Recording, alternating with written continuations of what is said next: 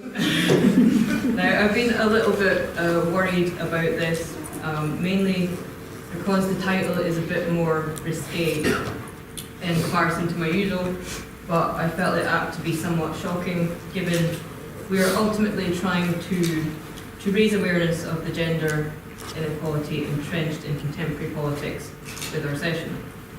Now, for those of you unfamiliar with my work, I'm slightly out of my comfort zone with sexy Sturgeon, Butch, Ruth, digitally manipulated images, gender bashing in politics, and imagery of a divided nation.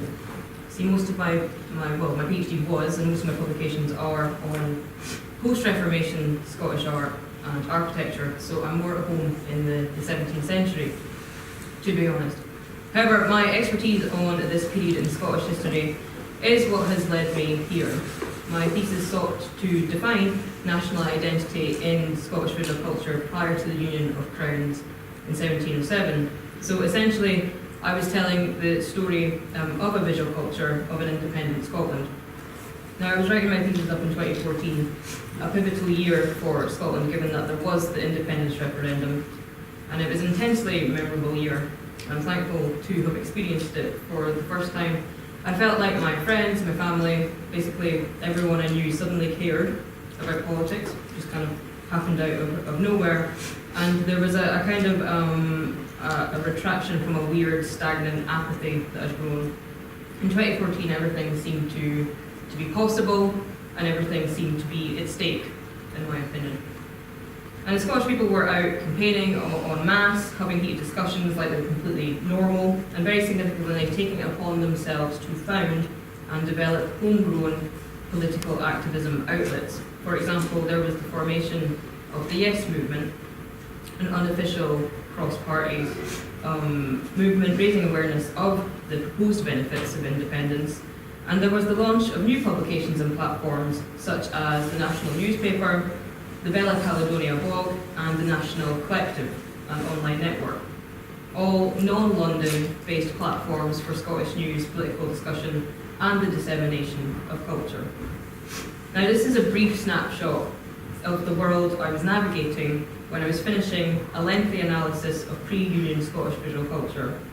Now, given the political climate, I naturally moved on to analysing the visual culture of contemporary Scotland, and that Scotland from 2014 onwards to this day is utterly divided. Post-EU referendum Scotland is strange. One of the main selling points of the Unionist side in Scottish independence referendum was that the country would continue to use the UK's membership of the EU to stay safely within the European single market. Now, 2 years later, that was taken away, and Scotland, who voted with a 62% majority to stay in the EU, is being thrust into a Brexit that the majority of the people did not want. So things are quite understandably heated. Thankfully, a lot of this heat manifests online, and not physically. They're not fighting in the streets or anything. And as a result, the online spats of the Scottish nationalists and the UK unionists are fascinating to watch unfold. And for an art historian who specialises in Scottish visual national identity, it's particularly absorbing when the voices in this argument start to use pictures to make their points. So essentially what this paper is about is unpicking, analysing and assessing the deeper significance of images created by either side in this grisly online-based war of mudslinging. Now, as I do this, I also want to explain and underline how the images used in these digital exchanges relate to a wider visual vocabulary of contemporary politics that is completely misogynistic and toxic. So before I look at any digitally altered images, I want to consider some pictures that we find in the official UK media and think about what they reveal about ideas relating to gender and leadership. So what I mean by that is images like this. So on the 28th of March 2017, this was the front page of the Daily Mail, marking the day that Nicola Sturgeon and Theresa May had first met since the EU referendum to discuss the impact of the vote on Scotland and what kind of deal or allowance would be made given the vastly different outcome of the vote north of the border. Now, when I first saw this, I remember laughing, then afterwards feeling a bit guilty, and for finding it amusing, because by seeing things like this as humorous, I think I become complicit in supporting the status quo of what we as a society deem to be acceptable, specifically supporting the ideology that women can't lead, and as the poll hinted at in the headline, reveals that they should only be valued for their attractiveness. Thankfully, other people thought this too, and the male was attacked for this. A culture whereby masculinity is deemed to equate to good leadership, and anyone who does not meet the ideal image of what a leader should look like is trolled extensively by the media, in this case, and in others by a vast public online. It's so entrenched in British visual culture that it survives and breeds under the radar of most of us. There's a lack of questioning because seemingly the public have been trying to subconsciously agree with the paradigm. Now, how this has become ingrained is something I can't touch on now, because I've only got 20 minutes, but I hope it will come up in the discussion later. For now, I'll just hint at some of the thoughts that Kevin and I have had with these images here. As soon as a politician understands how the public perceives images, they gain an upper hand in leadership races. It's far easier for men to overtly espouse masculine characteristics, and that is one of the reasons, and not the main reason, why we have gender inequality in those who represent us.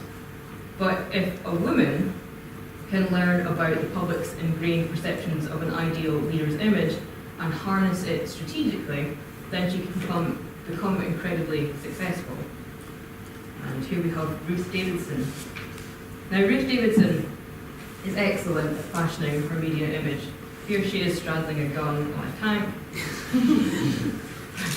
Yeah, it's quite something. Imminently about to score a try, chugging a pint like some sort of weird jovial of a landlord, and suiting it up with the boys. By doing these things that embody what is conventionally perceived to be positive male characteristics in British culture, people associate her with positive leadership credentials. She is successful at presenting herself as someone who is not only strong and stable, but someone who could, if it came to it, lead the country and defend it. If you're sceptical about my claim that Ruth is consciously presenting these specifically masculine traits to secure her position, just take a look at this next slide. This is what I like to call the Ruth Davidson-Nigel Farage mashup. The identity embodied by Davidson and Farage is absurdly similar. These are just two examples I could have shown, two examples of many that I could have shown. They are photo media twins. The only thing I found that Farage projects in the press that Davidson does not is anything to do that would visually embody hunting or poo hunting. That really wouldn't go down well with the Scottish public, really in animals. And the image of the Farage on the right, I have to let you know, is actually being created with Photoshop. It's not real. He didn't pose like that on a tank, but he does like a tank. Now, even though Farage on the tank is a digitally manipulated image, the fact that a UKIP supporter created this with Photoshop conveys that they felt it demonstrated Farage's suitability for leadership. The maker of the image amplified a conventional aspect of masculinity, in this case, aggression, in order to impress that Farage was strong enough to lead. What I'm trying to convey by showing you this is that the visual imagery circulated in the media, images that manipulate and form public opinion, have naturally crept into the visual vocabulary of online trolls with Photoshop skills in an amplified and unfiltered way. So prior to exploring how and why Nicola Sturgeon is attacked in manipulated images, it is imperative that I clarify that her official media presence is on the whole the exact opposite of Ruth Davidson's. Now, Sturgeon is not afraid to be repeatedly pictured doing conventionally soft and feminine things, and even when she does adopt a stereotypical politician power pose, like on the right, she does it in a far more feminine manner. For example, here she is crossing her legs. A male leader would not do that, and Ruth wouldn't do that. It's a subtle, but I believe completely choreographed. So when people view this image of Sturgeon, they may think that she is not the same as other leaders. She's got more of a human identity, one that correlates with the SNP's socialist slant. So if I could summarise Nicola Sturgeon's media presence up in one word, it would be motherly. This definition of her visual identity often manifests in many images of her that appear in the media of her playing with school children, or like on the left, hugging babies. Now, if a mother is the ideal political image for a female leader, how do you disrupt and kill that identity? Well, you do it through sex. I didn't mean for that long pause after I said that word. So, for a party that fights for equality and consequently pro-feminist values, those manipulating images who wish to attack this identity are forced to sexually amplify and objectify Sturgeon. For example, here we have anti-SNP imagery that depicts Sturgeon in a video on Pornhub. That's a really famous free porn site, if you don't know what that is, and embodying both Miley Cyrus and Kim Kardashian, two celebrities who capitalise on the objectification of themselves for media attention and fame. Now, just in case there is anyone here who doesn't live such a sadly intense pop culture based life as me, Miley Cyrus's most famous music video accompanies a song called Wrecking Ball, and at the climactic point in the chorus of the song, Miley glides into the shop straddling a wrecking ball in her underwear with the chain between her legs. The vast proportion of an online audience will get this reference, so in these specific cases, the motif, if you will, acknowledges that Sturgeon is powerful, but her haters, and by that I mean people with an anti-SNP outlook, can't handle that, so they attack at her power in a demeaning and sexualised way. Now, when it comes to online abuse, specifically in the form of manipulated images, Sturgeon catches the brunt more than any other Scottish politician. I want to show you this alternative selection of anti-SNP images because although they're not overtly sexual in nature, they still embody anti-feminist and misogynistic characteristics. For example, the meme on the top left mocks Sturgeon by reiterating the old saying that a woman's place is in the kitchen. Next along in the train spotting meme, the word that's used to describe SNP supporters, the one I've scribbled out, is the most misogynistic swear word out there. And a two-edited image on the bottom, one likening Sturgeon to Chewbacca and another to a Chuckle Brother, reiterate misogynistic beliefs that ideal women, and by that I mean conventionally sexually appealing women, should be lacking in body hair, and if they don't, they are mannish or grotesque. And I've just realised that some of you might not know who the Chuckle Brothers are. So again, that can come out in the discussion too. So Sturgeon is not the only figure to feature in anti-feminist, anti-SNP imagery. Alex Salmond, Sturgeon's predecessor as First Minister, serves as a vehicle for it too. Look at these, for example. The top left is interesting because it injects Salmond with the stereotypically positive masculine trait of being in control of a woman, claiming that Sturgeon is just a puppet, incapable of leading without a man telling her what to do. The same puppet theme is reflected in the image below, and it's arguably worse because it strikes twice as hard on the misogyny front by having Salmond's hand placed up the dress of Sturgeon's puppet. The image on the top right likens Salmond and Sturgeon to two characters from a comedy sketch show that was on in the UK in the 80s called The Crankies. Now, The Crankies was extremely of its time, and it would just never be made now, and features a husband and wife playing the part of a father and a young boy. It's as weird as it sounds. The physical likeness of these two comical characters to Salmond and Sturgeon is unfortunate, but it's not untrue. But it's also, the reason it's so popular amongst anti-SNP trolls is because they get to liken Nicola Sturgeon to a male, and as a result attack her femininity. This example has the character supposed to be representing Salmond in drag, so again it's a double winner on the misogyny front. And then the last one, the bottom right, I've included in this montage to underline the fact that the reason this visual vocabulary has so much power online is because a lot of it is actually quite funny. But when you dig past the surface and consider that the creator of it was probably trying to imply that Salmond menstruates by resurrecting the famous body form advert of the 90s as a means of attacking his effectiveness as a leader, you realise how deeply entrenched the harmonious equation of masculinity resulting in good leadership is. Now, it's difficult to find manipulated images that are anti-Davidson. If you do a quick Google search on memes, you're more likely to get positive ones like these two. Now, what's interesting about these is what supporters specifically say to declare their fondness for Davidson. Things like, who couldn't love Ruth Davidson? She tweets about rugby when she's drunk. It kind of replicates and celebrates lavish culture. The same can be said for the one featuring a TV character called Gary the Tank Commander. It's jolly and definitely laddie in tone. Again, I can go into more depth about who Gary the Tank Commander is in the discussion. Basically, he's the lead in a BBC Scotland sitcom about 3 British Army friends in Midlothian. They are quite lavish and they usually get into comfortable situations caused by being overly stupidly butch in various scenarios. Now, the popularity of Ruth Davidson in memes, particularly ones flavoured with a lavish tone, tie in with her seemingly conscious pro-masculine public persona. Furthermore, Davidson does publicly embrace lavish culture on occasion. And there's so many questionable tweets that I could have used to demonstrate my point here, but I'm just going to use the one that's got her in the most trouble, and that's the infamous Gillian Anderson one. Now, for those of you who are unfamiliar with this ridiculous mishap, I'll explain. Davidson tweeted that she was about to go off on her holidays and, in her words, said, "In the meantime, here is at Gillian A, just sitting round the house in stilettos and seam stockings, as you do." The tweet is fascinating for 2 reasons to me.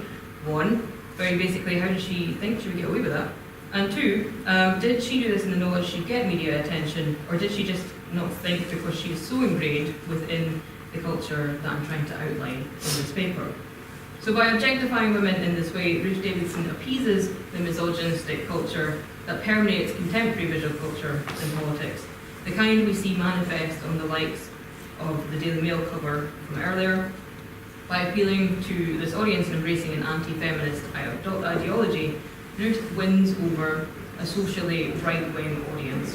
When I see this tweet, it makes me wonder if a heterosexual female politician had posted a picture of an over-sexualized image of a man, if it would have got so much attention. Now, the answer to that question opens up a route that I think we're probably going to go down later, but I'm going to leave that hanging there for now. So moving on, if trolls manipulating images attack feminism and pro-feminine identities to demonstrate political ineffectiveness, how do people attack the strong masculine identity? Well, it seems they take things to the extreme. They escalate right-wing identity to personifications of uber-masculinity and further still to fascism.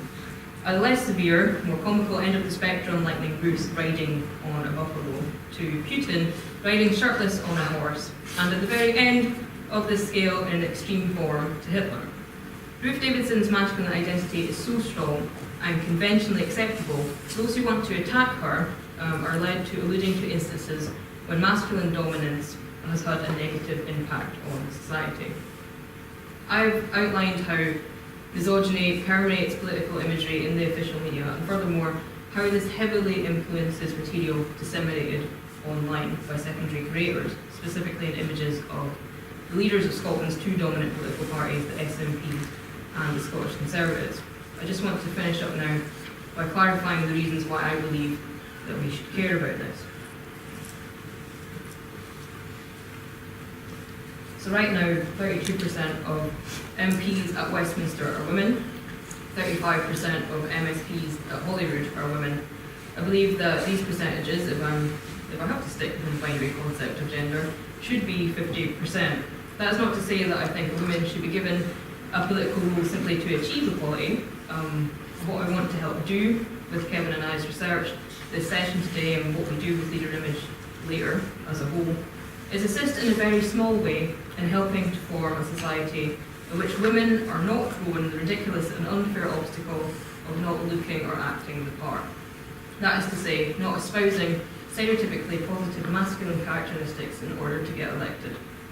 With the visual literacy skills I've gained from being an art historian, hopefully I am in some way equipped to play a part in changing the concept of what makes an effective leader.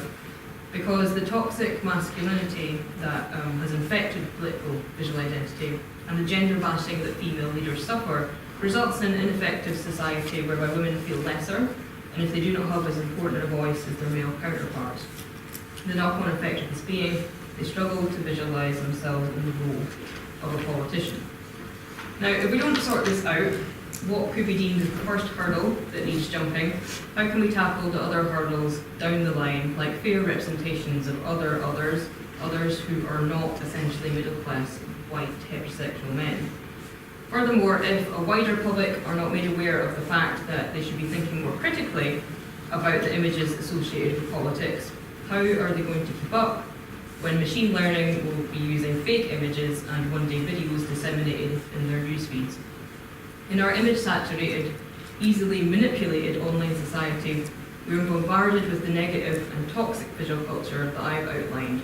So let's use these papers and discussions today to start doing something about that problem. Thank you.